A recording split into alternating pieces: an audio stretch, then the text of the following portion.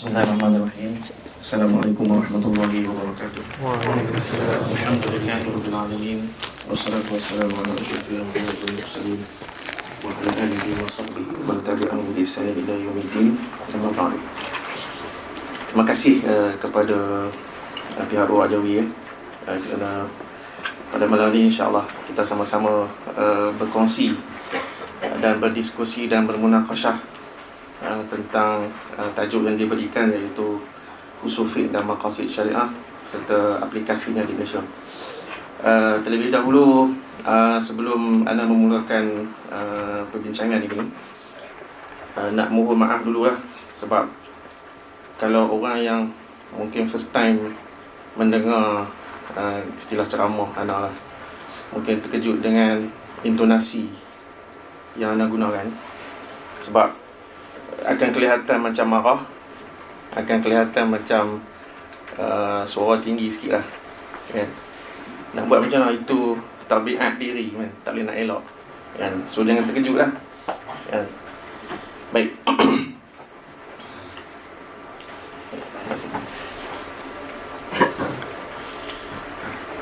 Dan pada malam ni sebenarnya lebih kepada santai-santai lah, kan? Tidak terlalu berat dan tidak mungkin tidak terlalu ilmiah sangatlah. Dan sebenarnya takut juga, kan, sebab nama Ruwak Jawi ni yang boleh duduk atas kursi ni Tok Guru je, kan? Anak ni bukan Tok Guru, anak murid Tok Guru je. Tapi atas dasar dulu anak pernah belajar di sini, first batch Damanhur tahun 92, kan? Kami ditauzi'kan di Damanhur seramai 120 orang, dan tamat belajar tahun 96. Dah lahir belum? Belum, ya. So kebanyakan antum ni ataupun antun ni adalah anak-anak, kan? So anak ni nampak muda, kan? Tapi ni dah berumur lah, dah 40-an lebih lah, kan? So atas dasar pernah belajar di sini, pernah menjadi pelajar Azhar, dan tahu kita panggil latar belakang suasana bi'ah di Azhar ni. Dan bila ana datang ke bumi Azhar pada tahun ni, kali ni asalnya untuk beli buku di Ma'rad yang mewakili Universiti Sains Islam Malaysia ataupun USIM, diamanahkan oleh Maktabah USIM untuk tolong pilih buku, kan? Sebab ana ni pernah belajar di sini, jadi dia minta bantu. Dan bila datang ke sini, pada hemat ana elok jugalah, kan, kalau dapat berjumpa dengan pelajar-pelajar Azhar, kan, berkongsi sedikit pengalaman, suasana dan wakil yang berlaku di Malaysia sekarang ni, kan, dan apa peranan kita sebagai Azhari bila pulang nanti, kan. Sebab 2015 hari tu ana dah datang dah, setelah berpuluh tahun meninggalkan bumi Azhar ni. Datang 2015, ketika itu melawat Darul Ifta.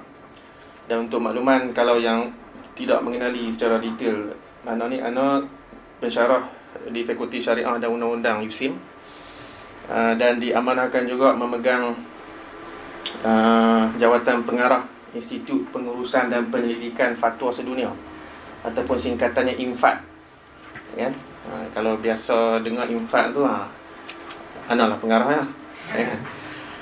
Dan pada tahun lepas telah diamanahkan pula untuk memegang satu lagi jabatan ataupun pusat tanggungjawab PTJ di USIM, iaitu dinamakan International Fatwa and Halal Center, ataupun singkatannya IFAH.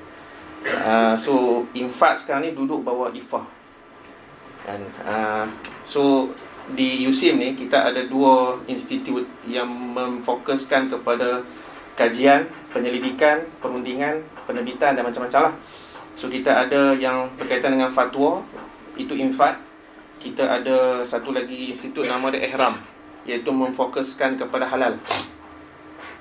Dan dua-dua institut ni bergabung, berkahwin, dapat ayah, ya, orang kahwin dapat anak ni, kahwin dapat ayah, ya, ataupun ibu, kan, nama IFAH, kan. So ana pengarah IMFAT pada masa yang sama merangkap ataupun memangku pengarah besar IFAH, kan. So beratlah. Kalau sebelum ni hanya fokus kepada fatwa, tetapi sekarang ni kena tengok juga bab halal. So ana dulu di Damanhur dalam fakulti syariah, fakulti syariah Islamiah. Kemudian buat master di UKM. Sebelum tu ana 96 habis tamat, datang ke Kairah, sambung master di Azhar, Syu'bah Usul Fiqh. Kan, ketika itu setelah beberapa tahun pelajar Malaysia tak sambung di Azhar. Kan, kami ada 7 orang daripada Damanhur saja daftar untuk ambil master. Kemudian yang masuk imtihan qabul 6 orang, yang lepas najah 5 orang, dan yang tinggal untuk start pengajian tinggal 3 orang. Okey, 2 orang ambil Syu'bah Usul Fiqh dan seorang ambil Syu'bah Siasah. Tapi gamaknya tak apa nak cerdik, kan, 4 kali ambil imtihan, 4 rosid, kan.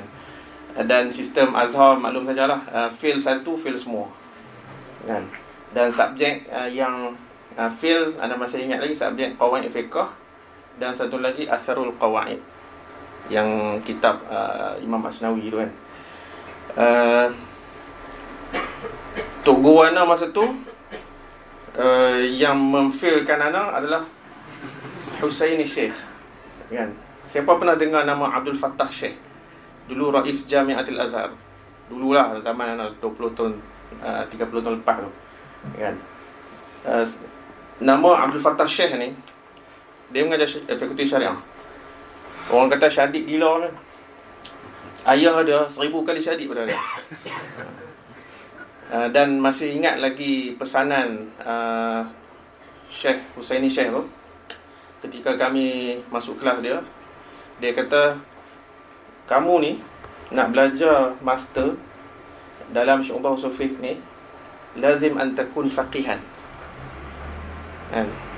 Walakin antum mutafaqihun. Baru nak kenal usul fiqh. Dan memang hakikatnya anda mengenali usul fiqh secara bukan mendalam, baru kenal dan baru tahu fungsi usul fiqh tu apa setelah buat master di Azhar. Masa di peringkat degree kuliah syariah Damanhur, boleh skor jadi dan madah usul fiqh tu kita boleh hafal. Sebab yalah, nak kata payah pun tak je, nak kata mudah pun tak je, kan. Tapi kita boleh menghafal dan kita boleh skor dalam madah tersebut. Tetapi tak faham apa. So bila buat master di Azhar tu, barulah nampak apa dia punya kepentingan, apa kegunaan dia. Dan bila balik Malaysia, masuk sebagai pensyarah di USIM, kebetulan pegang pula infak ni, baru lagi bukan petakat faham, aplikasi terus. Okey. Jadi sebenarnya usul fiqh ni apa? Ni malam ni kita nak cuba bincang. Baik. Yang tadi itu sekadar mukadimah, kan, permulaan untuk mengenali siapa dia yang bercakap ni. Baik.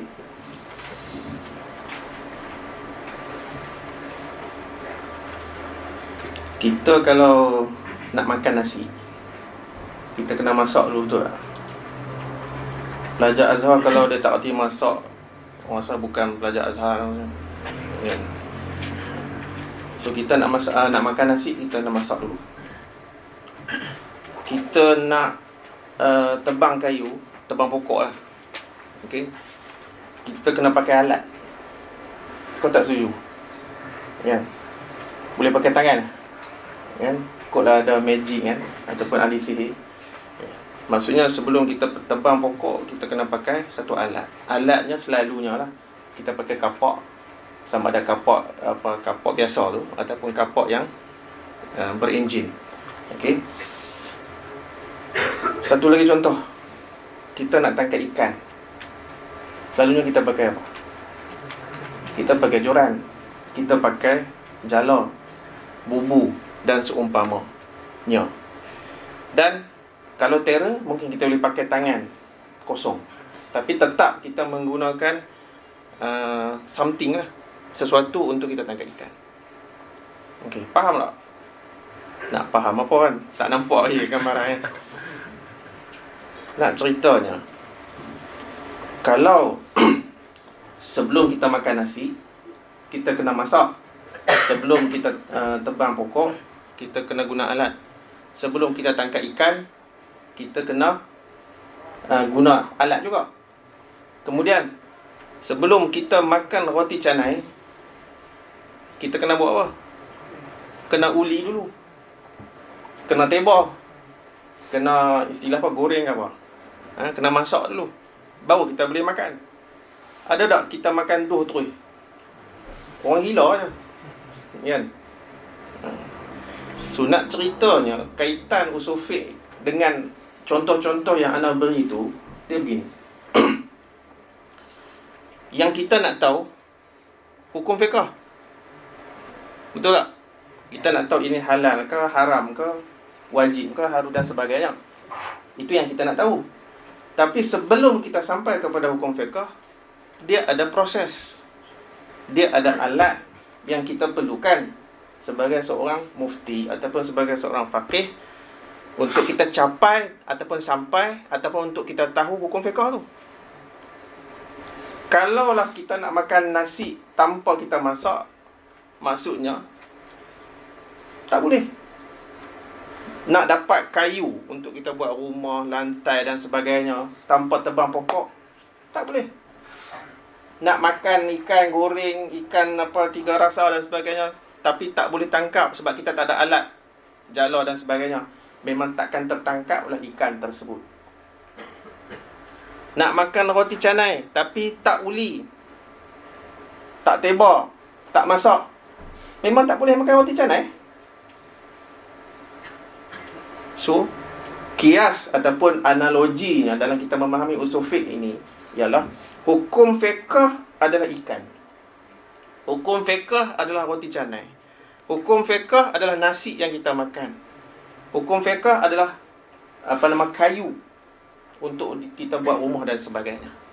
Jadi, untuk memahami usul fiqh dan fiqh ni, usul fiqh adalah alat kepada seorang mujtahid, seorang faqih untuk sampai, untuk dia faham ataupun untuk dia tahu apakah hukum fiqh. Maksudnya, tanpa ilmu usul fiqh, hukum fiqh takkan lahir.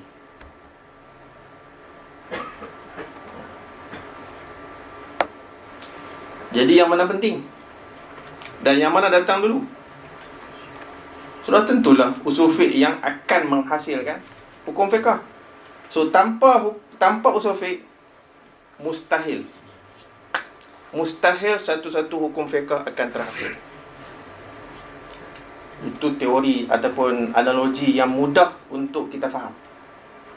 Kau tak faham lagi? Boleh belakang kan Azhari ni. Jangan bagi malu kan. Baik. Itu usul fiqh. Dan mungkin anda taklah pergi deep ataupun detail takrif usul fiqh, takrif laqabi, takrif idafi, apa tu anda tak sentuh lain tu, kan?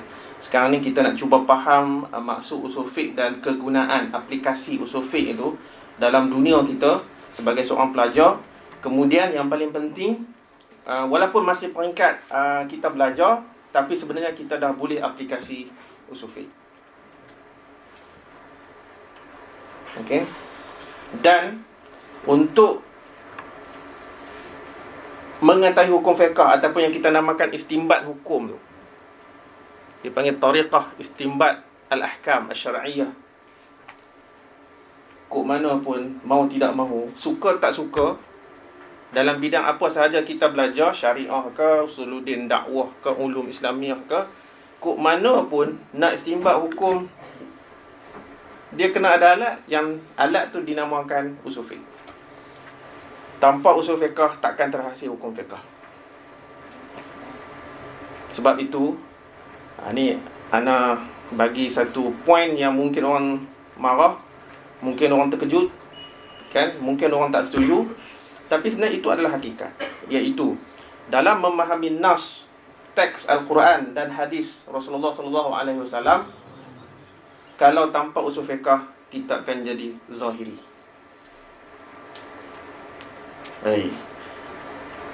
Satu kenyataan yang berani kan. So kalau kita, ana ulang balik poin ni kalau tanpa usul fiqh, kita akan memahami nas Al-Quran dan juga hadis secara zahir. Sebab apa? Sebab bila datang hadis ataupun kita terjemah ayat Al-Quran, kita akan melihat terjemahan. Okey? Sebab itu keluar kullu bid'atin dalalah. Naha 'anil qaza'. Kan, atau kama qala Rasulullah sallallahu alaihi wasallam. Kan? So kita terjemah apa? Haram. Okey? Nanti yang tu kita nak sentuh. Kita bagi buah penyegar mata dulu terlebih dahulu kan. Baik. Jadi Dr. Abdul Karim Zaidan, Dr. Abdul Karim Zaidan dalam kitabnya Al-Wajiz fi Usul Fiqh, di mana untuk maklumatlah, kalau orang yang beginners, mubtadiin, kan, selalu tanya kan, pelajar-pelajar anak selalu tanya, ustaz, kalau saya nak mengetahui, saya nak mendalami ilmu usul fiqh, saya nak belajar kitab terus apa? Kan? Selalu orang kata kitab Waraqat lah. Matnul Waraqat. Sebab itu matan yang ringkas. Okey. Tapi ana katakan, kalau kamu ni tak biasa mengaji pondok, tak biasa bertalaqi, jangan gatal start dengan Waraqat. Memang apa tak faham. Takkan fahamnya Waraqat tu. Sebab Waraqat, ingat, walaupun dia matan, ingat mudah. Bukannya mudah. Sebab tu bila orang tanya kan, tanya kalau enta tak biasa dengan pondok, tak biasa mengaji kitab turus, jangan kata start dengan Waraqat. Start dengan apa? Al-Wajiz. Kenapa Al-Wajiz? Sebab Al-Wajiz ni dia kitab ringkas, simple, tapi kadang-kadang ada benda yang simple sampai kita tak faham. Ada satu lagi kitab yang selalu anda buat rujukan, iaitu Al-Muyassar fi Usul Fiqh. Al-Muyassar fi Usul Fiqh Dr. Ibrahim Salqini. Sama juga, dua-dua kitab tu simple, bahasa mudah, tetapi susunan dia tak sama. Kan? Kalau Ibrahim Salqini, dia akan start dengan Adilatul Ahkam dulu. Kalau Abdul Karim Zaidan, dia start dengan Mabahis Hukum dulu. Tapi kandungan sama je. So dua-dua kitab ni dia saling melengkapi bagi orang yang mubtadi'in. Okey. Dah istilah mengaji ataupun baca, berdiskusi kitab Al-Wajiz atau kitab Muyassar ni, insya-Allah kita akan nampak gambaran awam ataupun gambaran umum terlebih dahulu tentang usul fiqh. Tak pakar lagi. Kan? Tak tabahur lagi. Itu baru gambaran awal. Dan untuk makluman, kalau siapa yang dah follow Facebook memang anda dah buat kuliah usul fiqh dah 13 siri menggunakan kitab Al-Wajiz fi Usul Fiqh. Anda tak baca satu-satu sebab memang takkan habis kan? So anda terus kira terjemah dan buat syarahan saja. So boleh ikuti Facebook anda Dr. Irwan bin Muhammad Subri. Jangan tengok Facebook yang personal tu, itu merapu banyak. Tengok yang page Dr. Irwan bin Muhammad Subri. Itu semua ilmiah. Baik. Jadi Dr. Abdul Karim Zaidan sebut kan, dalam bab Dalatul Alfaz tu, ataupun istilah lain istinbat hukum, ataupun istikhraj al-ahkam, ataupun istilah istismar al-ahkam, itu semua istilah-istilah yang sama makna je, lebih kurang. Okey. So Dr. Abdul Karim Zaidan kata, kita nak istinbat hukum melalui ataupun daripada dalil. Nak istinbat hukum daripada dalil, kena ada alat. Yang mana alat tu yang dinamakan usul fiqh tadi tu. Kan? So tanpa alat, tanpa proses usul fiqh, memang takkan terhasil punya hukum fiqh. Sebab itu hukum fiqh dan usul fiqh ni dia jalan serentak. Dia tak boleh berpisah. Kebanyakan kita hanya menekuni ilmu fiqh. Bila kita menekuni ilmu fiqh sahaja, kita akan jadi jumud. Wih, satu lagi yang tak amal ni, kan? Lepas ni bersedialah terima kecaman, kan? Okey, cuba faham begini. Kenapa anda kata orang yang hanya menekuni fiqh dia akan jadi jumud, kan? Dan sebenarnya itu bukan kata-kata anak. Cubalah rujuk kalam fuqaha dan kalam ulama kita yang mutaqaddimun. Contoh macam Imam Al-Qarafi dalam kitab Al-Furuq, kan? Dalam kitab Al-Ihkam, dia kata apa? Mujarradun nuqul minal masturat abadan. Cuba sambung. Dalalun wa idlal. Itu bukan kata-kata anak. Itu Imam Al-Qarafi. Ibarat yang sama Ibnu Abidin sebut, Ibnu Arafah sebut, Ibnu Qayyim sebut. Lebih kurang, iaitu mereka yang hanya merujuk masturat yang tertulis dalam kitab-kitab fiqh abadan. Sikit-sikit semua kitab fiqh, sikit-sikit semua kitab fiqh, sikit-sikit semua kitab fiqh. Bukan kata tak bagus, sebab itu adalah khazanah turas kita. Tetapi itu yang istilah mujarradun nuqul. Kalau hanya berpada dengan kitab-kitab fiqh sahaja, tanpa meraihkan perbezaan uruf, adat, maslahah dan lain-lain, dalalun wa idlal. So fatwa kita akan sesat dan akan menyesatkan orang, walaupun kita tok guru besar. Sebab itu Azhari sebenarnya kena faham fiqh dan tolong faham usul fiqh. Tadi kan anda kata, kalau tanpa usul fiqh, kita akan istinbat hukum secara zahiri sahaja. Kita mengaku kita mazhab Syafi'i ataupun mazhab-mazhab lain, Hanafi, Hambali, Maliki, Ibadhi, kan? Tetapi sebenarnya tanpa usul fiqh, dia akan mencorak kita menjadi zahiri. So dalam kita nak istinbat hukum, dalam nak tanzil hukum, dalam nak ijtihad hukum, dia kena melalui usul fiqh. Sebab tu tadi kita katakan, mau tak mau, suka tak suka, hang bidang apa pun, usuluddin dakwah ke apa, lurah sekalipun, bila mai bercakap tentang istinbat hukum, guna usul fiqh, kan? Kecualilah kalau kita semanzilah dengan Imam Syafi'i, boleh buat kaedah baru, yang mana itulah yang menjadi, kita panggil slogan kebanyakan orang, kita rujuk terus Quran dan Sunnah, tak perlu mazhab-mazhab. So kita akan jadi zahiri.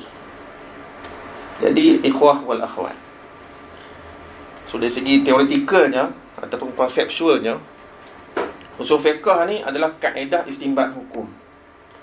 Bila kaedah istinbat hukum, dia sebenarnya usul fiqh ni adalah qawaid lughawiyah.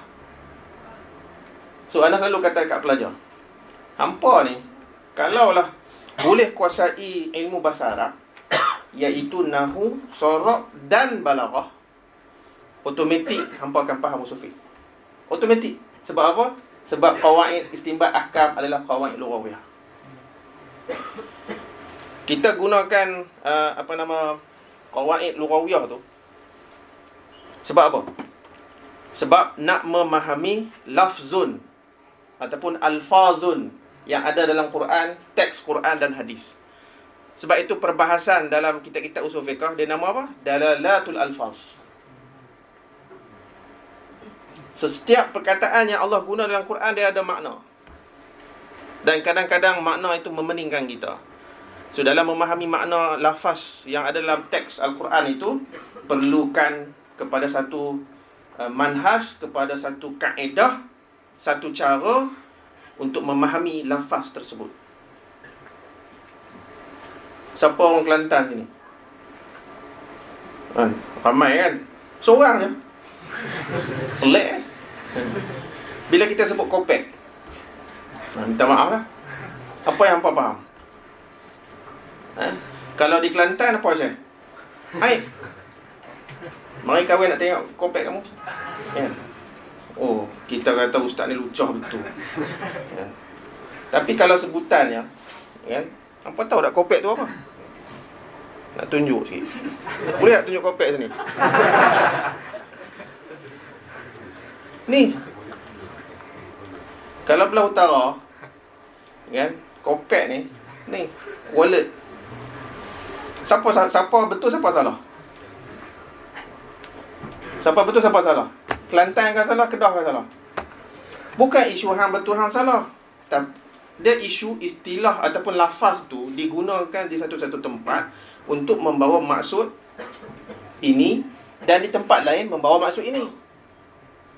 Sebagai contoh, yang ada dalam Quran, isu salah satu quru. Al-Qur'u, kan? Dia cerita dia macam ni tau. Bila ana di Fakulti Syariah Undang-Undang Syariah wal Qanun di Damahul, kita belajar fiqh muqarran. So bila belajar fiqh muqarran, kita akan jumpa banyak isu, kan? Contohnya isu mashur ra'si. Okey. Kita pelik. Kita tu anak lah, kan? Anak pelik, kan? Pasal apa? Para ulama kita dalam memahami teks wamsahu biru'usikum itu, mereka berbeza pendapat. Sedangkan merujuk ayat yang sama, dalil yang sama. Sepatutnya kalau dalil itu berbeza-beza, kita boleh terima lah, logik lah. Tapi ini lafaz nas yang sama, tapi Hanafi faham lain, Syafi'i faham lain. Kenapa? Dia dah mula timbul satu pertanyaan dalam diri anak. Contoh lain macam hadis isu anak tak sah taraf, al-waladu lil firash. Mazhab Hanafi guna dalil tu, mazhab Syafi'i pun guna dalil tu. Tapi mazhab Syafi'i kata berdasarkan hadis ini, anak zina tidak boleh dibinkan kepada ayah biologi dia, kena bin kepada Abdullah ataupun Asma Allah al-Husna. Mazhab Hanafi kata dalil yang sama sebenarnya menunjukkan boleh bin ayah biologi yang berzina dengan pasangan tu, dengan syarat pasangan tu berkahwin, kemudian si ayah tidak menafikan anak tersebut. Dalil yang sama. So pening. Kenapa ulama berbeza sedangkan dalil yang sama? Itulah yang menyebabkan bila anak balik ke Malaysia, sambung master setelah fil kat Azhar, kan? Balik meneruskan pertanyaan yang selalu bermain di minda tu untuk mengkaji kenapa ulama kita berbeza pandangan.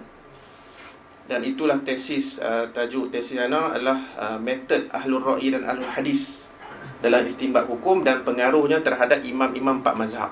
So ana kaji daripada zaman Rasulullah, nak tengok nak tengok trend perbezaan pandangan antara sahabat, kemudian pergi ke zaman tabi'in, dan bagaimana terbentuknya mazhab-mazhab fiqh yang empat ni. Pendek cerita, antara sebab kenapa ulama berbeza pandangan ialah faktor geografi, iaitu perbezaan tempat. Macam tadi ya, Kelantan dengan Kedah. Zaman tu antara kita panggil Hijaz dengan Iraq. Di Iraq, makna Al-Qur'u ialah haid. Di Hijaz, Al-Qur'u juga, tapi maksudnya suci, Al-Tuhru. So siapa betul, siapa salah? Dua-dua betul. Itu antara lah. Dia sebenarnya banyak lagi faktor yang menyebabkan ikhtilaf fuqaha kita ni, banyak. Tapi itu salah satu contoh. Sebab itu, bila kita terbaca satu lafaz yang ada dalam Quran ataupun dalam hadis, kita kena tengok dulu penjelasan para fuqaha kita dalam menentukan makna kepada lafaz tersebut.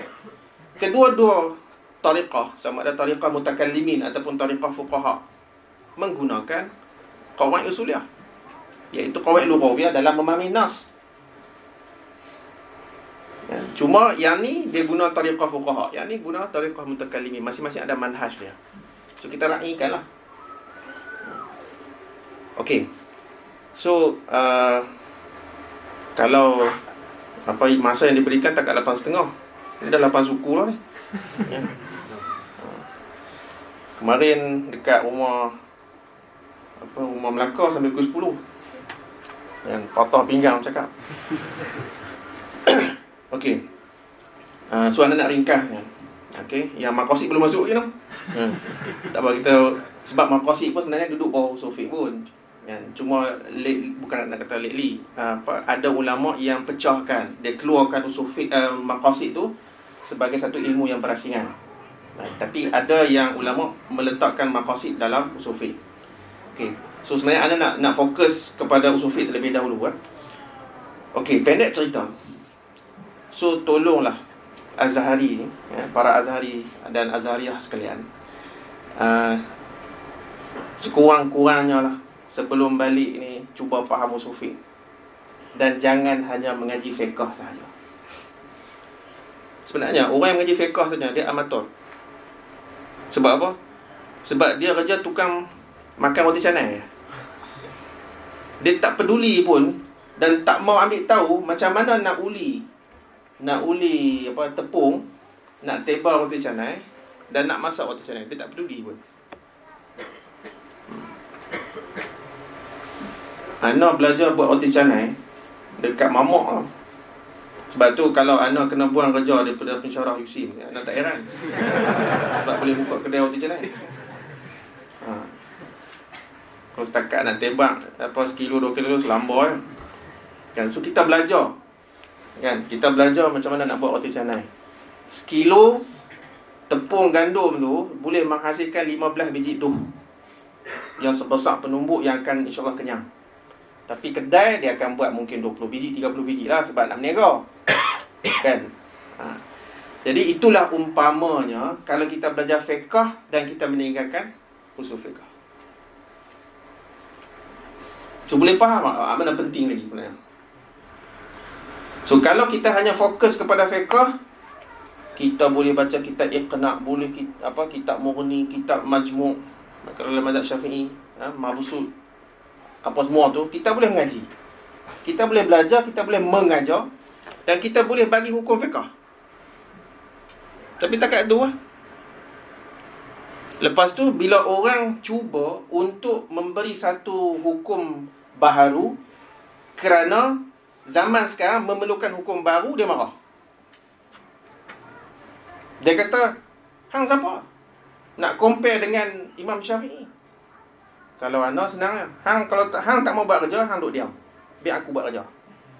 Ni hang tak bagi aku buat ijtihad, hang tak mau buat. Habis siapa nak buat? Tu main marah ni. Kan dah pesan tak siap tadi. Bukan marah, tapi dia bila intonasi nak terang tu, dia macam marah. Sebenarnya marah pun.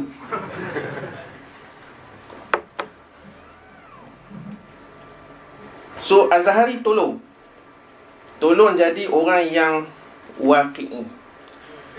Dan sebenarnya perkataan al-faqih tu apa dia? Al-faqih huwal mujtahid. Al-mujtahid huwal faqih. Tengok pula takrif mujtahid tu siapa? Dan apa maksud ijtihad?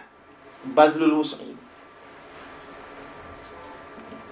Dia mencurahkan segala mak nenek tenaga dia untuk mengetahui sesuatu isu. Dia rujuk dia rujuk dalil nas al-Quran, nas hadis, baru dia boleh keluarkan hukum. Kita bila berlaku satu isu, orang tanya hukum, kita buat apa? Kita buat apa? Rujuk kitab fiqh. Sebab tu kita adalah orang amatur.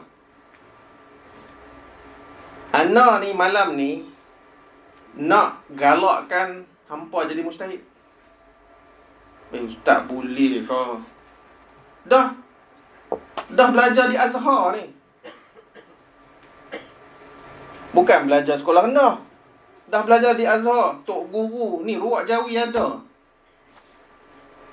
Jami' Azhar ada, masyayikh, syekh-syekh, pensyarah Azhar ada. Hampa ada buat apa? So tugas kita sebenarnya besar.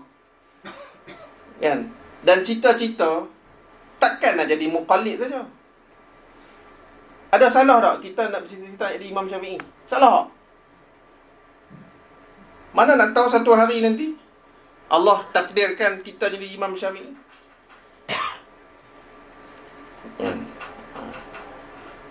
Dah nama Syafi'i kan? Betulan ayah bagi kena jadi Imam Syafi'i. Jadi Azhariyun dan Azhariyat sekalian, okey, itu mukaddimah kita nak memahami usul fiqh dan kepentingannya. Dan satu lagi anda nak sentuh sebelum anda masuk aplikasi, iaitu dalam kitab Al-Wajiz juga dia sebut, bila sebut dalil, merujuk kepada dalil, hukum mesti terbina atas dalil, betul tak? Kita faham dalil itu apa? Selalunya kita akan faham dalil ialah Quran dan hadis sahaja. Abdul Karim Zaidan kata apa? Tak. Dalil ada berapa? Yang utama ada 4. Yang mukhtalaf fiha tu ada kata 6, ada kata 7. Ikut khilaf ulama lah. Jadi yang Quran, sunnah, ijma', qiyas tu, itu yang utama lah. Rupanya kita tertinggal ataupun kita tak tahu sumber dalil yang tambahan itu, termasuk maslahah, uruf, istihsan, sadu zara'i, syar'u man qablana, apa lagi? Istishab. Dan Mustafa Khin kata al-akhdhu bi aqalli ma qil. Satu lagi apa? Qaul sahabi. Tu semua dalil kepada mujtahid dan faqih untuk istinbat hukum atau istidlal hukum atau tanzil hukum. Kita bila tak ada dalil daripada Quran dan hadis, terus kita kata apa? Bid'atun. Kalaulah andai kata tidak ada dalil tentang tahlil, sebenarnya tahlil adalah harus berdasarkan dalil uruf. Yang membenarkan uruf ni siapa? Yang membenarkan uruf siapa? Syarak Allah Subhanahu Wa Taala. So kalau kita kata tidak ada dalil tahlil tu, sebenarnya dalil uruf boleh membenarkan dan mengharuskan tahlil dengan syarat. Kalau kita mengaji bab uruf, kan dia ada pembahagian uruf sahih ataupun uruf syar'i dengan uruf batil. Itu yang kebiasaan kita baca dalam kitab-kitab usul fiqh. Okey, bab tahlil ni kita buat apa? Ni dah masuk aplikasi ni. Kan? Bab tahlil kita buat apa? Selalunya kita baca petikan Quran, petikan selawat, petikan doa-doa dan sebagainya. Baik ke buruk? Baik. Selalunya tahlil kita buat macam mana? Kita buat dalam halaqah. Kan? Orang lelaki dekat dewan rumah, orang perempuan dalam dapur ke dalam bilik ke? Ikhtilat tak? Tak ikhtilat pun. Dalam tahlil, awak kita telanjang ke? Kita pakai menutup aurat, bacaan dengan tartib dan tartil. Jadi tolong sebut kok mana yang bid'ah Sebab tak ada dalil dalam hadis ataupun ada kullu bid'atin dhalalah. Tu tak mengaji usul fiqh. Kullu apa? Antara kita panggil sirah umum, kullu, jami' dan sebagainya tu kan. Orang yang mengaji usul fiqh, dia akan jumpa satu kaedah, ma min amin illa wa qad khusis.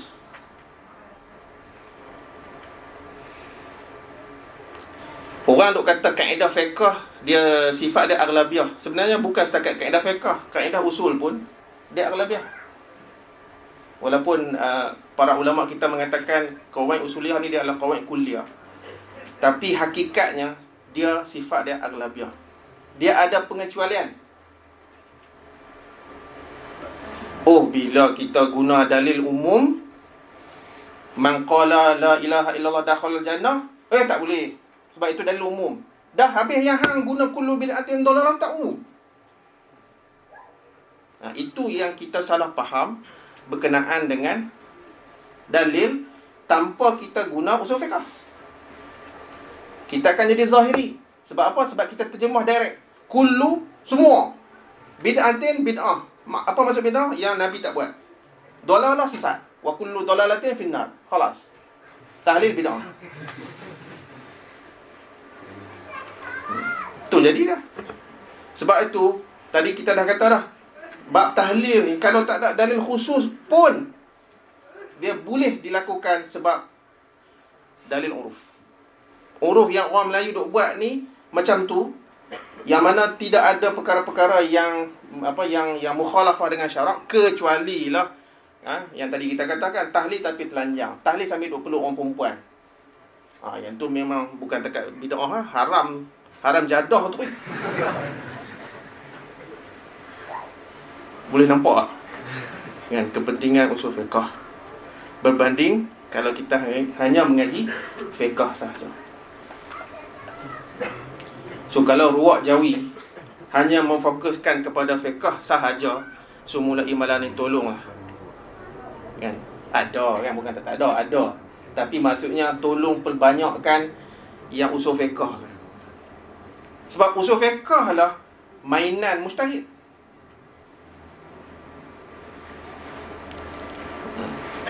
Dan di Malaysia kan, orang duk kata usul fiqh ni payah, usul fiqh tak sesuai untuk orang awam, tak boleh mengajar di surau masjid. Ana dah khatam dah usul fiqh dengan orang surau kat taman. Hampa kata mustahil, aku dah khatam lah. Tapi kita tengok level masyarakat. Usul fiqh tu luas, tajuknya banyak. Mabahis hukumnya, adilatul ahkamnya, ijtihadnya, ta'arud wa tarjih, dalatul alfaz. Kalau mengajak dalatul alfaz dekat masyarakat, memang hang bodoh lah. Bukan setakat orang kampung akan ngangah, aku ngangah. Tetapi kita mengajar usul fiqh, kita ambil satu juzuk, mengajar orang awam bagaimana mengenali adilatul ahkam. Dah kan kita ada slogan rujuk Quran dan Sunnah, rujuk Quran dan Sunnah. Kita tanya, hang tahu tak? Hang faham tak maksud Quran, maksud hadis? So kita terangkan. Okey tuan-tuan dan puan-puan, kuliah kita usul fiqh malam ni kita mengaji bab Quran. Definisi Quran ialah kalam Allah bla bla bla bla bla. Ciri-cirinya, mumaizatnya ialah sekian. Dalil kehujahan Quran daripada Quran sendiri, daripada hadis, daripada ijma', daripada ma'qul dan sebagainya. Kita terang tu. Contoh macam mana kita nak memahami uslub Al-Quran. Sebenarnya kalau nak faham Al-Quran ni kan, tak payah mana pun sebenarnya. Kalau tak reti bahasa Arab pun, bila Allah guna perkataan ahalla, confirm benda tu harus. Kan? Kalau Allah guna harrama ka hurrima, confirm benda tu haram. So kita terang hak tu kepada masyarakat. Dan pelajar Azhar kalau tak tahu usul fiqh, khususnya orang syariah, memang malapetaka. Dan itu yang kita kata berani mengeluarkan kenyataan. Kalau kita hanya fokus kepada kepada hukum fiqh sahaja, kita takkan ke mana. Kita akan jadi jumud. Okey. Aplikasi. Kenapa anak kata jumud? Bila bila kita anak balik ke Malaysia, sambung master, kemudian buat PhD. PhD anak asalnya di Jamiah Dimash. Orang Malaysia pertama sambung PhD di Jamiah Dimash. Musyrif anak Dr. Taufik Al-Buti, anak Syekh Buti. Lanjutan daripada tesis master anak tu, manhaj ahlul ra'yi ahlul hadis tu, anak sambung lagi mengkaji tentang perubahan hukum dan juga perubahan fatwa. Tapi dijadikan cerita bila sampai sana Zaujah sakit, terpaksa balik. Dan ada panjang cerita lah, dipendekkan cerita, terpaksa tukar universiti, pergilah UIA. So dapat PhD di UIA, tak dapat lah di Jamiah Dimash, walaupun dah bermula penulisan tesis pun. So balik, alhamdulillah proposal yang guna dekat Jamiah Dimash tu masih boleh dipakai dengan author sikit lah. So kalau di Jamiah Dimash tu anda buat tajuk umum Taghayyurul Ahkam saja. Okay. So bila balik di JYA, Mushrif minta tukar, buat kajian Taghayyurul Ahkam boleh, tapi buat Taghayyurul Fatwa fil Waqi' al-Malizi. So anda mengkaji beberapa fatwa yang dulunya kata boleh, sekarang tak boleh. Dulu tak boleh, sekarang boleh. So apa sebab dia? Antara yang anda kaji pasal hukum ASN dan ASB, Syiah. Kemudian hukum solat Jumaat di dalam kolej tentera di Kedah tu. So ada 5 yang nak buat kajian tu. Jadi bila kita buat kajian tersebut, so maksudnya tesis pengkhususan PhD anak adalah dalam fatwa. Okey, so balik tamat PhD, masuk ke USIM, nak ditakdirkan Allah, ana pegang institut fatwa. Tapi untuk makluman, infak ni dia bukan untuk keluarkan fatwa. Kami bukan mengeluarkan fatwa. Kami hanya menjalankan kajian. Kepada siapa? Kepada JAKIM, kepada Jabatan Mufti Negeri-Negeri. Kan? So, untuk makluman, ahli-ahli jawatan kuasa boleh kot sambung lagi kot. Ni masa dah 8.30 ni. Boleh Kalau tak boleh, kita berhenti.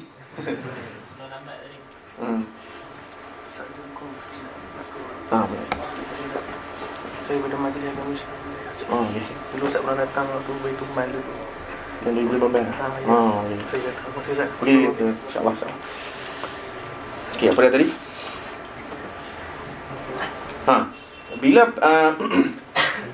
Bila anak start buat kajian kepada JAKIM dan juga Jabatan Mufti Negeri-Negeri, ketika itulah penggunaan usul fiqh itu amat penting. Ana diminta oleh JAKIM, ni pengalaman Ana cerita pengalaman, bukan nak tunjuk hebat, tapi macam mana kegunaan usul fiqh dalam bentuk aplikasi. Bila tahun 2013 Ana diminta oleh JAKIM untuk buat kajian semula. Nama dia kajian semula. Kajian semula fatwa penamaan ataupun penasaban anak tak sah taraf di Malaysia. Amalan sekarang ni, mana-mana negeri, semua negeri kecuali Perlis menyatakan bahawa anak tidak sah taraf tidak boleh bin kepada ayah biologi, kecuali bin kepada Abdullah ataupun Asmaul Husna. Hanya Perlis sahaja yang membenarkan. Okey. So JAKIM minta tim infak untuk buat kajian tersebut. Sebab apa? Sebab Tun Mahathir masa tu, dia PM lagi masa tu, kan? Dia tanya JAKIM, kan? Dan sistem Islam pun duk tekan kerajaan supaya membenarkan, kita panggil pertukaran fatwa tersebut, perubahan fatwa tersebut. Jadi JAKIM pun bagi grant, ana jadi ketua. So kami kaji, buat kajian semula dari segi hukum fiqh, dari segi hukum, dari undang-undang, dan dari segi sudut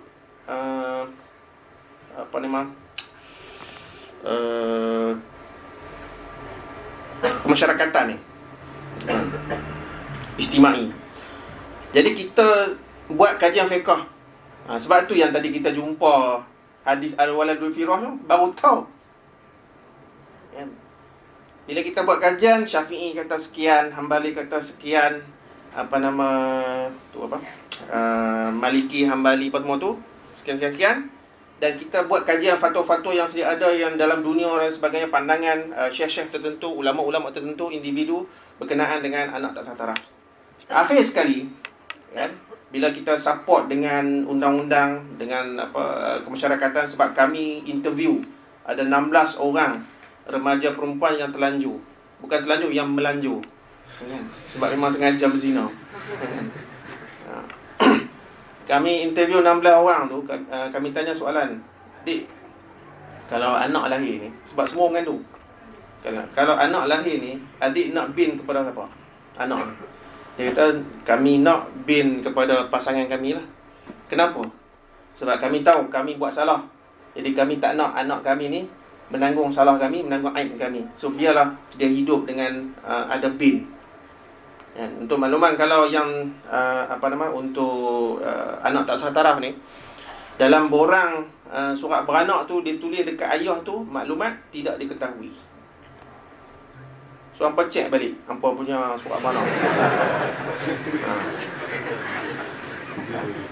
Tapi maksud anak tak sah taraf bukan semua anak zina. Itu kena faham. Jadi jangan terkejutlah bila cek-cek surat beranak kita ataupun surat beranak kawan, maklumat yang tidak diketahui. Itu tak semestinya anak zina. Sebab anak yang lahir daripada pasangan kahwin kat Siam tapi tak daftar, dalam ikut undang-undang anak tak sah taraf. Anak pungut, contoh macam tsunami dulu kan, tiba-tiba terdampar kan, tsunami bawa anak tu depan rumah kita.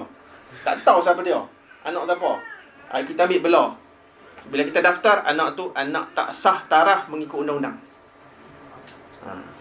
Tapi of course anak zina, anak tak sah taraf lah.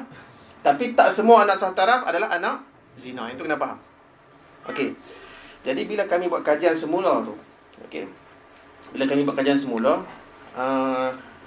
berdasarkan kajian kami, setakat yang kami baca, sebab tim ni ada 4 orang, semua pensyarah USIM. Setakat yang kami faham, setakat yang kami kaji, akhir sekali kami tarjih pandangan mazhab Hanafi. Iaitu finding ataupun kita panggil keputusan research kami buat sama dengan Perlis. Okey. Jadi, ini isu tarjih. Isu tarjih kita selalu buat apa? Kita tarjih ma rajjahahu al-Qaradawi, ma rajjahahu al-Buti atau az-Zuhaili wa ghairuhum. Itu kita. Sedangkan kaedah usul kata apa? Idza zanna al-hakim al-hukma wajaba al-amalu bih. Yang buat kajian tu siapa? Kita. Okey, yang duk menelaah, yang mengkaji, yang merujuk dalil tu siapa? Kita. So bila mai bab tarjih, kita pergi tarjih yang Qaradawi kata. Apa barang? So sepatutnya tarjih, cuba tengok dalam kitab fiqh Muqarran kita. Okey. Yatabayyanu li. Li tu siapa? Al-Katib buku tu. Kan? Ataupun yatarajjah ladayya al-qawl asy-Syafi'i. Lish liquwwati adillatihi. Itu tarjih. Kita hak yang Qaradawi tarjih, hak itulah kita ikut. Sebab kita amatur. Kita bukan orang yang pakar lagi, bukan khabir. Tak apalah, dimaafkanlah kalau pelajar. Tapi kalau hak jadi tok guru dah, hak jadi apa mufti dah, pun duk tarjih hak Qaradawi kata, pelik. Okey, itu bab isu anak tak sah taraf. So bila kami bentang kajian tersebut, kan, maklum sajalah kita pergi tarjih mazhab Hanafi. Kan? Kami bentang dalam muzakarah jawatan kuasa fatwa kebangsaan. Yang mana muzakarah jawatan kuasa fatwa kebangsaan ni bukan senang nak masuk lah. So ana alhamdulillah diberikan rezeki oleh Allah Subhanahu Wa Taala dapat ataupun pernah bentang dalam muzakarah jawatan kuasa fatwa kebangsaan, pernah bentang jawatan kuasa fatwa negeri-negeri, pernah bentang jawatan kuasa panel syariah JAKIM. Yang paling mencabar ilmu kita bukan kebangsaan, bukan jawatan kuasa fatwa, panel kajian syariah JAKIM. Sebab apa? Sebab ahli dia ada 2-3 orang mufti, chairman dia Datuk Hassan Ahmad, mantan mufti Penang, dan kebanyakan ahli dia adalah pensyarah-pensyarah universiti. Hampa nak test ni siapa yang jadi tok guru ruwak ni, bukan nak merendahkan ilmu dia dah. Kan? Kalau nak test masuk panel kajian syariah, baru tahu tercirit masa tu. Sebab apa? Sebab bila ahli akademik ni kan, ada pandangan kata ahli-ahli akademik kita tak setara untuk guru Pilatres masuk kan, nak tahu hebat tak hebat kita ni kan. Jadi tidak ada guna pun kita mendabik dada aku hebat, orang lain tak erti, orang tak mengaji pondok, aku mengaji pondok kan, ataupun aku ada PhD, aku pengarah Infat. Buat apa? Kan? Ini semua mangkuk hayun belakang. Kan? Ana cukup geram kalau orang yang membeza-bezakan antara yang talaki, yang persatuan, ahli akademik. Sebab semua itu meruntuhkan kita panggil fiqh kita. Kalau ada yang dalam dewan malam ni, kalau berfikiran sedemikian, memang amat-amat merugikan. Sebenarnya kita lah perosak ummah. Dah lah di luar sana, lah ni siapa respect ustaz-ustaz? Hasil siapa? Zahar al-fasad bima kasabah, bima kasabat aidil ustaz. Kita yang penyebab orang mempertikaikan kredibiliti para asatizah. Cubalah hak yang orang, istilah orang mengaji ni kan, orang talaki ataupun orang pondok ni kan, hang dah hebat, okey, hang buatlah kelas khusus intensif untuk macam mana nak meningkatkan whatever lah, yang orang persatuan yang tak mau mengaji ni kan. Zaman ana kan, kita nak panggil semua orang mengaji macam ni takkan main punya. Sebab kita ada hak geng main bola. Kami dulu sama ada geng mengaji ataupun geng persatuan, satu lagi grup geng hur. Lah ni tak tahu istilah apa kan. Zaman kami dipanggil geng hur. Mengaji pun tak, persatuan pun tak. Hak geng main bola, hak geng main gitar apa semua tu kan, ada band, geng hur tu lah. So apa yang kita buat? Okey. Kami hak geng-geng persatuan mengaji ni nak tarik geng hur tu, kita kena kreatif. Kita pergi main bola dengan mereka sekali. Ana sampai sekarang duk main bola dengan geng Yusim. Kan? Kita main bola sekali. Okey. Nak bagi tazkirah. Confirm mereka tak dengar.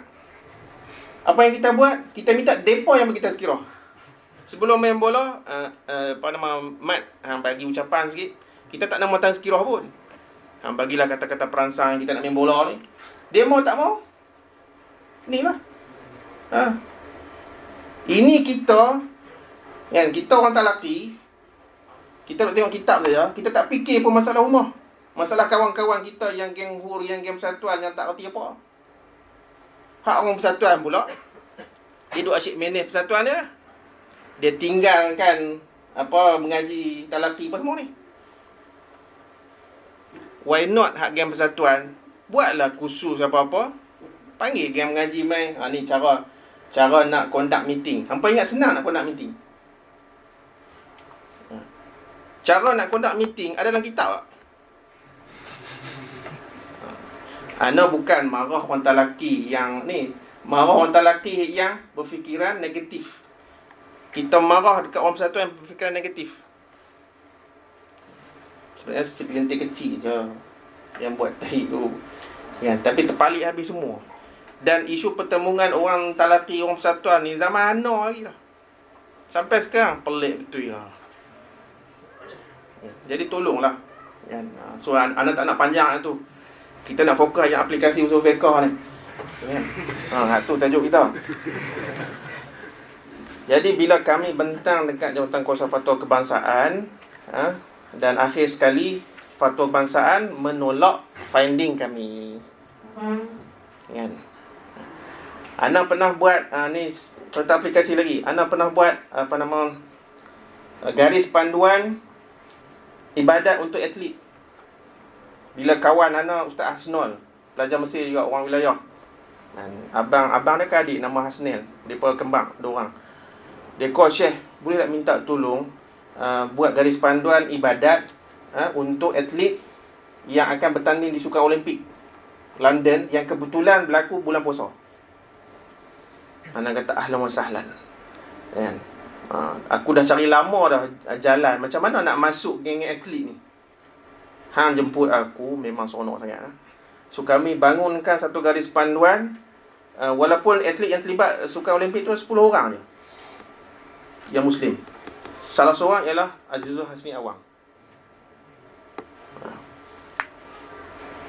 Dan bila kami siap garis panduan tu merangkumi isu bab taharah, bab solat jamak, qasar, bab puasa dan sebagainya, kami bentang.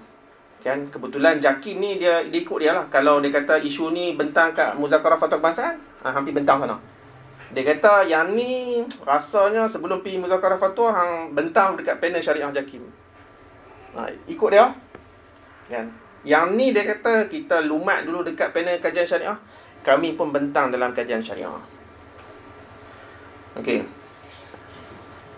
Antara yang anda sentuh bab isu puasa. Sebab Sukan Olimpik dalam bulan puasa. Okey. So kalaulah orang yang bersukan dalam bulan puasa menggunakan ilah safar, settle problem. Betul tak? Kan? Sebab boleh dikatakan semua ittifaq mengatakan as-safar adalah ilah yang boleh buka puasa walaupun tak ada masyarakat. Kan? Jadi kami dalam garis panduan tu kami bagi dua option. Sama ada nak guna ilah safar dan isu hari kan. Hari berapa hari kita musafir tu pun khilaf. Ada yang kata sampai 6 bulan selagi mana ataupun ada yang kata selagi urusan tak habis jamak dan qasar lah. Ada pandangan tu. Sebab fiqh kita khilaf. Dan tolong sebut dekat ana isu fiqh mana tak ada khilaf. Babi ada khilaf tak? Tak ada. Awak tak ada pula. Kalau tak ada, Zahiri dia tak kata syahmul khinzir boleh makan. Dia guna dalam Quran secara zahiri. Kan walahmul khinzir. Nak cerita bagi cuba sebut kat kita hukum fiqh mana tak ada khilaf. Dan kita tidak boleh mengatakan pandangan yang khilaf yang kita tak pakai itu adalah sesat, adalah salah. Sebab semuanya adalah pandangan fiqh yang muktabar daripada mazhab-mazhab fiqh yang muktabar. Jadi kami bagi option yang isu garis panduan atlet musafir tu, kami bagi option kepada panel sama ada nak guna ilah safar ataupun kita kias kepada orang yang ibu mengandung. Kan? Macam mana? Macam ni. Kami duk kaji-kaji kan. Duk carilah jawapan dalam kitab fiqh. Macam mana nak buat Tiba-tiba jumpalah satu ibarat dalam kitab Iqna', dalam kitab Mughni. Anda tak ingatlah secara detail apa dia punya teks tu, tapi lebih kurang macam ni.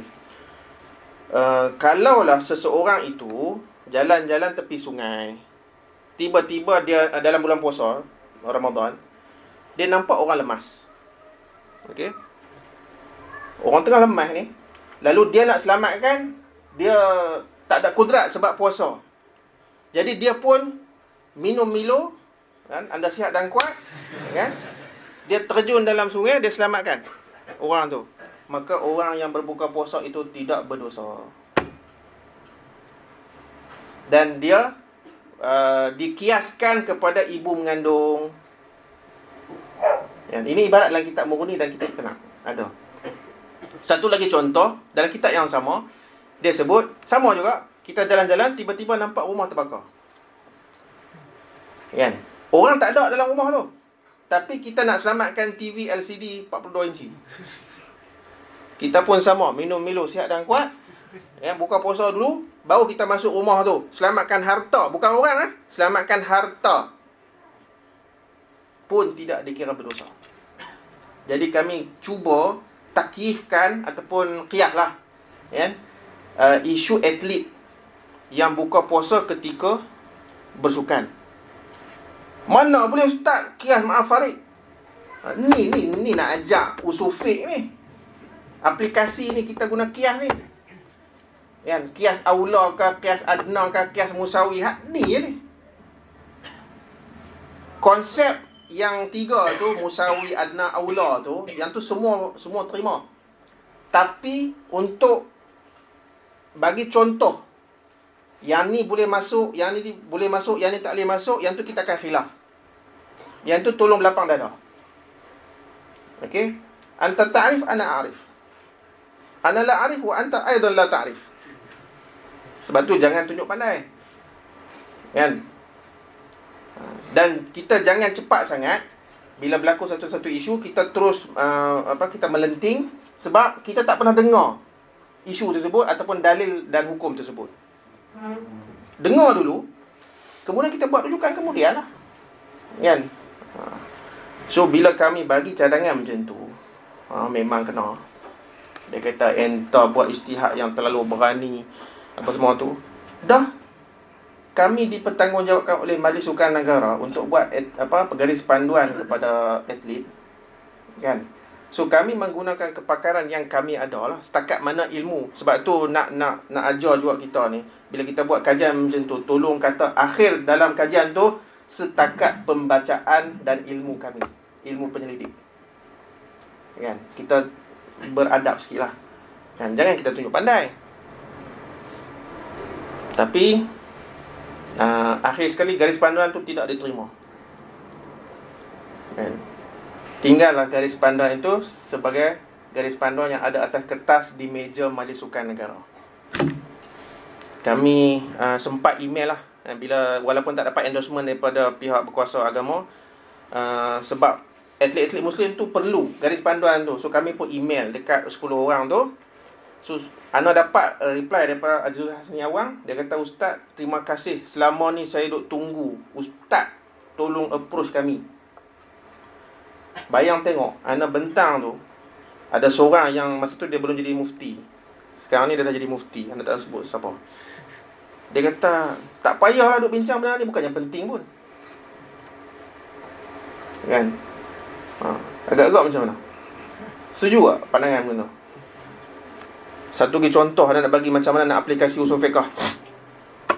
Ada seorang tanya Ana, Ustaz, anak saya ni pilot LRT, bukan pilot kapal terbang, pilot LRT. Waktu jadual dia punya kerja pukul 5 pagi, 10 pagi every day. Jadi melibatkan waktu solat. Nak sembahyang subuh macam mana? Kita kata fine lah, ambil wuduk. Boleh ambil wuduk daripada rumah, kita ambil wuduk kan. Datang kerja bawa LRT. Tapi kiblat, bukan rel kereta api tu menghadap kiblat saja. Isu rokok sujud, sedangkan itu adalah rukun. Macam mana nak buat? Kalau kita yang talaki saja, yang fiqh sahaja, kita akan stuck, kita akan blur. Tak tahu nak buat apa. Sebab apa? Rojok dalam majmu' tak ada. Rojok dalam mabsut tak ada. Rojok dalam bidayatul mujtahid tak ada. Kita nak bagi jawapan apa? Kalau kita tak faqih usuli. Dalam isu ni, inilah masanya kita guna istihsan. Istihsan duduk dalam bab apa? Usul fiqh.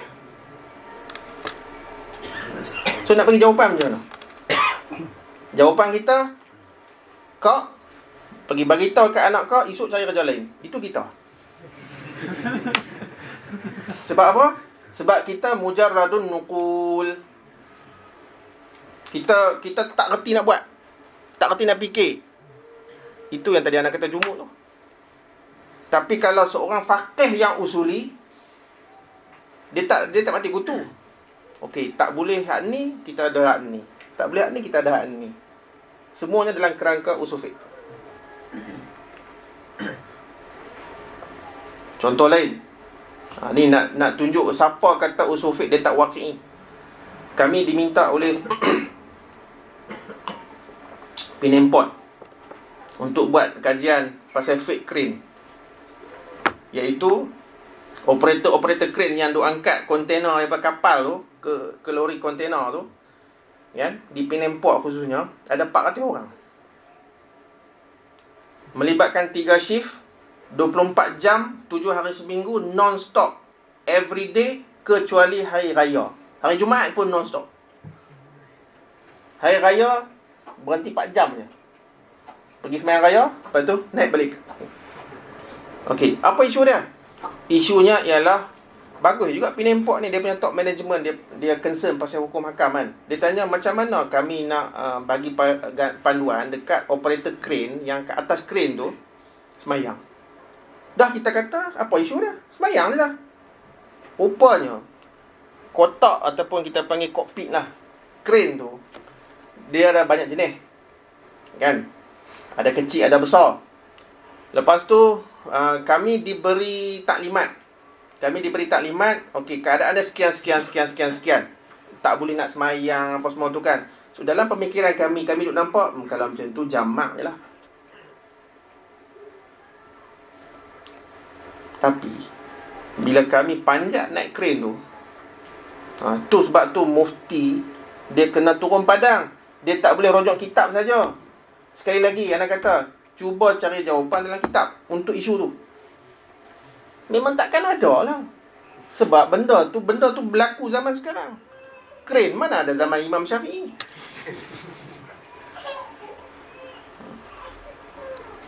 Jadi kami panjat. Anda dengan tim mana tu, panjat kami 2 orang. Panjat, tengok, keadaan dia macam ni. Panjat kren kedua, macam ni pula. Panjat kren ketiga, siap boleh semayang jemaah lagi. Dia punya kokpit tu luas gila kan. So kokpit pertama dia macam ni, tapi kiblat dia gini.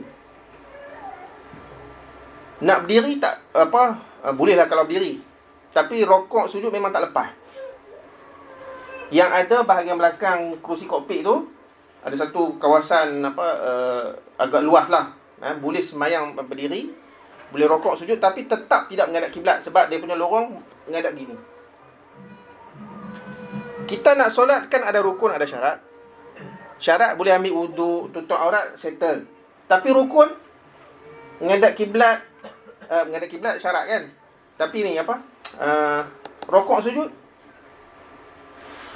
Tolong bagi tahu kitab fiqh mana sebut isu fake crane ni. Memang tak ada. Jadi kita mungkin kita boleh kiaskan atas unta yang adalah hadis apa semua tu kan. Tapi untuk khusus pasal crane tu, mufti, ulama kita tolong pi panjat. Sebab itu nak highlight di sini ialah kepentingan kajian lapangan untuk mufti sekarang. Kita dah. Anda bagi contoh Azhari juga kan. Antara tokoh yang hebat anda tak sebut nama. Diberi tugasan, tolong settle permintaan satu kilang buat nak buat solat Jumaat dalam kilang. Boleh tak boleh? Sedangkan ada masjid qaryah di luar. Dia buat kajian tersebut, dia bentang. Tapi kajian tu ditolak sebab apa? Sebab tak ada kajian lapangan. Nak settle isu kilang tersebut hanya merujuk pandangan mazhab fiqh dalam kitab tanpa pergi tanya pengurusan kilang, orang kilang dan sebagainya. Ini pengalaman, itu pengalaman dia, pengalaman Ana lagi best. Diminta oleh Jabatan Mufti. Ni nak cerita aplikasi usul fiqh ni supaya kita faham. Penting tak penting. Diberi tugasan buat kajian pasal pembinaan premis rumah kedai menggantikan masjid lama di Jeram, Selangor. Ada masjid lama, ada masjid baru. So nak roboh masjid lama ni, nak buat rumah kedai. Boleh tak boleh? Dalam mazhab Syafi'i kan, kalau dirobohkan masjid tu pun, segala binaan sisa-sisa runtuhan tu wajib tanam sebab dia harta wakaf. Okey? Jadi kita pun bagi cadangan istibdal lah apa semua tu kan. Lepas tu jawatan kami bentang. Jawatan kuasa fatwa kata, ini bukan istibdal ni. Ini isu lain ni. Cuba entah balik murnikan paper ni, kajian ni. So kami pun balik buat kajian semula. Baru turun padang. Turun padang tu pergi mana? Pergi pejabat tanah. Kan? Yang ni pun memang takkan ada dalam kitab fiqh. Awak yang ustaz duk hujum kitab fiqh ni. Kurang ajar punya ustaz ni. Kan?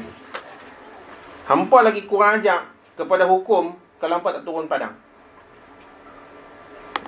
Awak ingat hampa aja ada mulut.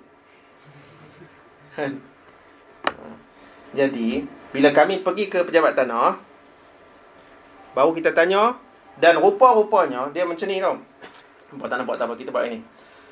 Ini parking yang kiri, tangan kiri Ana ni, tapak wakaf masjid lama.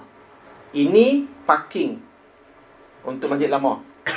Bila kami pergi pejabat tanah, rupa-rupanya yang tapak wakaf masjid ialah hak ni.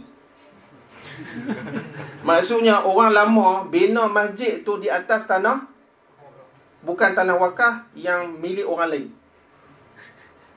So bila kami dapat jawapan tu, sudah kata, macam mana ni? So kami bentang, kami kata lah ni jangan duk bincang, boleh tak bina rumah kedai atas masjid lama ke, boleh ke tak boleh, jangan bincang dulu. Tolong settle status tanah ni macam mana. Nak cerita bagi, kalaulah kita sekadar merujuk kitab-kitab fiqh, jawapan kita dhalalun wa idlal. Kalau hampa tak nampak lagi kepentingan usul fiqh, tak tahu lah nak cerita. Ini adalah contoh-contoh waqi'i yang ana lalui sendiri. Sebab itu, bila kita cuba untuk melakukan penyelidikan, yang mana penyelidikan ataupun kajian itu adalah istilah moden yang yusawi maknal ijtihad. Al-ijtihad huwal bahs. Lepas tu timbullah hang siapa? Kan, ngaji Azhar, kan, baca kitab pun tunggang langgang, kan. Dah hang yang tok guru besar, hang yang dah faqih, hang tak mau buat kerja. Jadi tolong bagi aku buat kerja. Hang tolong support aku. Hang terus baca kitab kan? Hang mengaji hadis kan? Tahu sahih, tahu dhaif, maudhu', hang tolong jap hang bagi support aku. Sebab hang tak mau buat kerja. Aku yang tak ada ilmu ni, sebab aku nampak benda ni kena buat something. Tak ada orang lain dah buat. Jadi tolonglah support.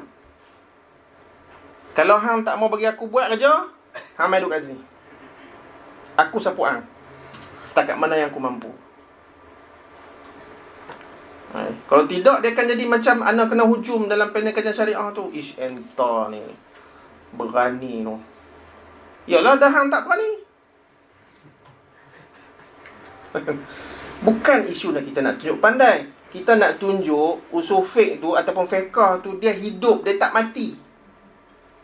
Dan kebanyakan hukum fiqh dia kena renew. Kita tak kata ijtihad salah. Ijtihad zaman ulama zaman dulu kan, al-ijtihad la yunqadu bil ijtihad. Tapi al-an nahtaj ila ijtihadin jadid. So tolonglah. Tu yang nak highlight pun. Dan sikit lah, masih sikit 5 minit Pasal maqasid syariah ni, yang sekarang ni menjadi buahan ataupun bualan masyarakat dan pemimpin daripada serendah-rendah masyarakat sehingga setinggi masyarakat. Semua bab maqasid ni lah ni. Kan, hak nu maqasid, hak ni maqasid. Kan. Dan yang paling huru-hara bila kita kata contoh macam ni kan, semayang solat kan, dalilnya ialah hifzuddin punggah. Sejak bila maqasid jadi sumber dalil? Kita nak bina hukum kena dalil. Dalil tu apa? Itu yang Quran, sunnah, ijma', qiyas, masalah, istihsan, bla bla bla tu. Tu dalil. Maqasid ni dia kita panggil, nak senang faham macam ni lah. Nak dapat hadiah kena lari dulu lah. Bila lari menang baru dapat hadiah. Hadiah tu maqasid. Nak senang faham gitulah. Okey. Kalau tak lari nak dapat hadiah, tak kena. Kan? Jadi kita nak menentukan hukum guna maqasid, tak ikut dalil, memang tak kena. Sebab pembinaan hukum dia mesti berdasarkan dalil. Semayang wajib. Dalilnya wa aqimus solah. Sallu kama ra'aitumuni usolli, dan macam-macam dalil lagi. Az-zina haram. Sebab bukan hifzu nasal. Itu maqasid pengharaman zina sebab ada dalil. Itu kena faham. Dan satu lagi bab maqasid ni ialah penggunaan yang tiga tu, daruriyat, hajat, tahsiniyat. Okey. Penggunaan tu sekarang ni kan, kita dah macam guna sewenang-wenangnya tanpa merujuk makna tahsiniyat khususnya yang mengikut neraca kacamata Imam Syatibi. Maksudnya begini. Katakanlah bab zakat. Alhamdulillah, pejabat-pejabat zakat ataupun pusat-pusat zakat negeri memberikan bantuan berdasarkan keperluan-keperluan tertentu mengikut kategori maqasid syariah. Dia ada bantuan daruriyat yang pasal pendidikan, untuk jaga agama dan sebagainya lah. Kemudian dia ada bantuan hajiat, dia ada bantuan tahsiniyat. Okey, baguslah. Kan? Tapi dalam banyak perbincangan anda selalu bangkitkan, sebenarnya bila kita guna kategori tu, kan, adakah kita maksudkan yang Imam Syatibi punya ataupun istilah tu mengikut tafsiran kita? Sebenarnya mengikut tafsiran kita.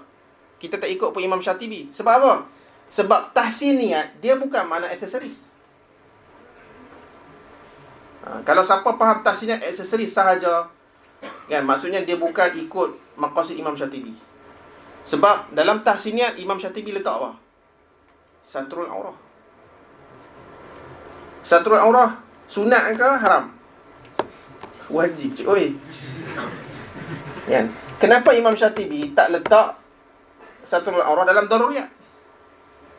Sebab hifzuddin. Yang hifzul ahkam tu hifzuddin lah. Kenapa? Sebab mengikut ijtihad Imam Syatibi, kadang-kadang ada keperluan tertentu untuk kita kashful aurah, khususnya dalam perubatan dan rawatan dan sebagainya. Kan? Tapi sebenarnya kan, kalau kita buat kajian, rupanya ada seorang pelajar PhD, dia buat PhD bawah sana. Alhamdulillah dah tamat dah pun. Dia datang dengan tajuk ustaz, dia orang Libya. Kata ana nak buat, dia kata saya nak buat tajuk komentar kepada pembahagian Imam Syatibi terhadap satrul aurah. Bagi dia, satrul aurah tak boleh duduk kat atas siniat. Dia kena duduk kat daruriyat. Anda tanya dia, hang ada hujah tak ni? Kan? Dia kata ada. Okey, as long as hang ada hujah, teruskan. Kalau tidak, hang naya, hang kena masa munaqasyah akhir nanti. So dia buat, dan bila anda baca tesis dia tu, rupanya dia bukan orang pertama buat komentar kepada Imam Syatibi. Dah ramai dah sebenarnya. Jadi makna kata, kalau kita nak memberi satu komentar kepada imam-imam terdahulu pun, tolong beradablah. Kan? Jangan kata Imam Syatibi salah. Dah. Dia ijtihad dia. Masa zaman tu, dia melihat ada kewajaran untuk dia letakkan satrul aurah dan tahsiniyat. Itu ijtihad dia lah. Sekarang kita, bila kita ada nampak keperluan tu, duduk kat daruriyat, kita bagi hujah kita. Dan kita, hak orang lain pula, jangan duk hujum kawan kita yang buat kajian ni. Sebab, kalau hang nak lawan dia, hang buat kajian. Dan memang bagai dijangka, masa munaqasyah tesis student anak ni, yang munaqisnya ialah Dr. Tahir Misawi, pensyarah UIA. Kan? Dia datang, dia tanya student anak, kam marrah qara'tul muwafaqat? Adalah. Kan? Tapi tak khatam. Ana qara'tu 9 marrat. Kata pi dah. Mampu dah budak aku. Jadi nak cerita bagi kan, penggunaan maqasid yang terlalu berluasa sehingga kita dah lost. So tolong balik kepada mabda', iaitu sebenarnya maqasid dia bukan sandaran pembinaan hukum. Dia bila kita laksana hukum, maqasid mai. Itulah nak cerita mudah faham kan. So nak cerita panjang lagi nak, tapi itulah masa tak apalah kan. Kena datang sekali lagi lah lepas ni. Jadi tok guru ajawi pula lepas ni. Ya, kalau boleh lah kan. So setakat tu lah kot. Sekadar celoteh yang menyesatkan ni. Kan? Tapi nak menyedarkan kepentingan ilmu usul fiqh kepada Azhari supaya kita jadi faqih yang waqi'. Bukan faqih Alkitab faqat, tapi faqih yang waqi'. So apa yang baik itu datang daripada Allah Subhanahu Wa Taala, apa yang kurang itu banyaknya dan semua yang datang daripada diri ana. Aqulu qouli hadza wa astaghfirullah li wa lakum. Wassalamualaikum warahmatullahi wabarakatuh.